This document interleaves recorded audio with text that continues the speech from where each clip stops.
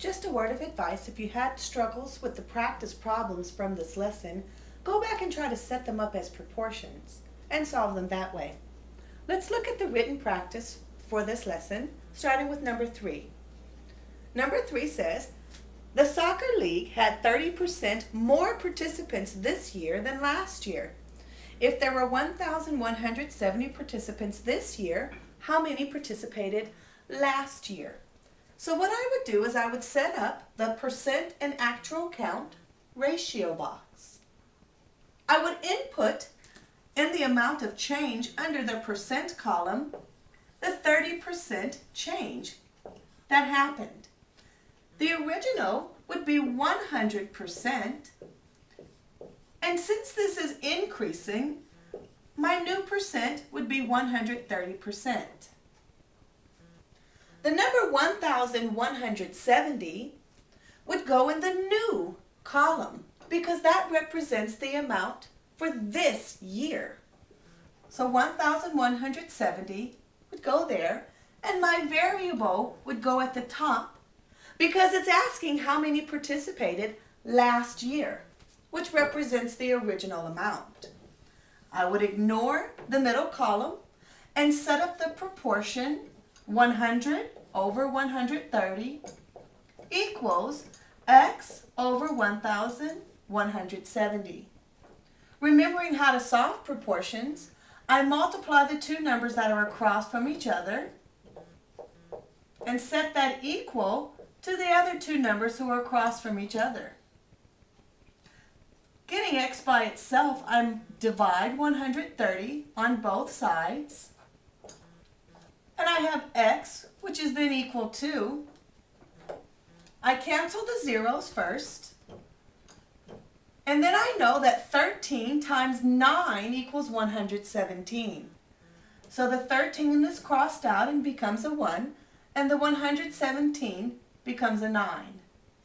100 times 9 is 900. And that's the number that represents the people who participated last year. Now let's take a look at number 4. Number 4 is looking at a chart of numbers, and it's asking us if that chart represents a direct variation. So let's analyze that chart. If it is a direct variation, we should be able to pick out the constant of variation. The chart looks like this. X is 2, y is 5. X is 18, y is 45.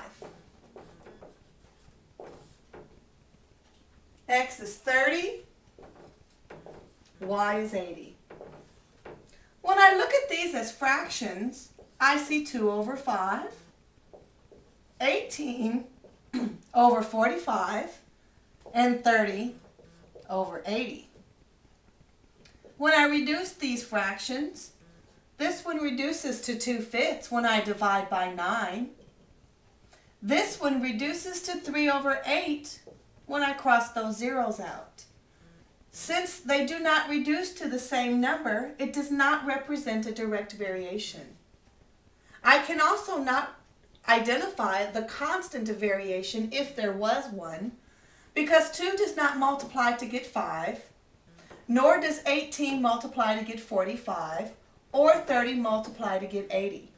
So I cannot identify the constant of variation either. Those two things verify that this indeed is not a direct variation. Let's take a look next at problem number 6. Problem number 6 first refers us to problem number 5.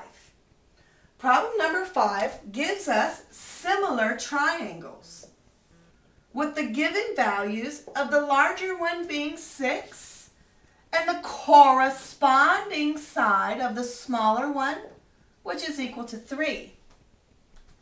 It asks us to refer to those similar triangles. Problem number 5 says,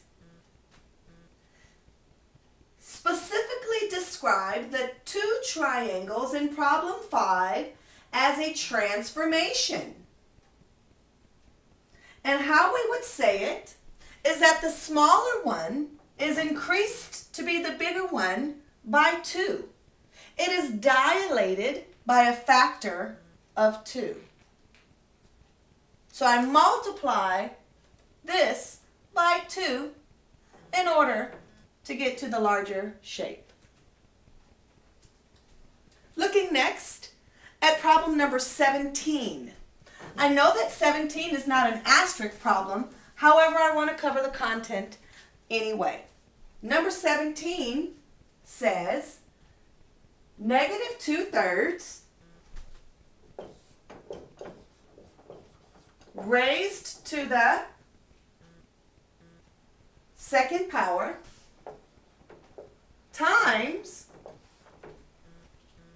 2/3 raised to the negative first power. So what I would do is I would say negative 2/3 times negative 2/3 times, remembering that since this is raised to the negative first power, it means that I'm using the reciprocal. That's what this negative 1 is representing. So I take it and I use the reciprocal, which is then 3/2. Using cross-canceling, because we are multiplying fractions, the 2 cancels the 2, the 3 cancels the 3, and I'm left with a negative times a negative, which is a positive, 2 times 1, which is 2, over 3 times 1, which is 3. The answer is 2/3. Looking at the last problem with the asterisk, number 25.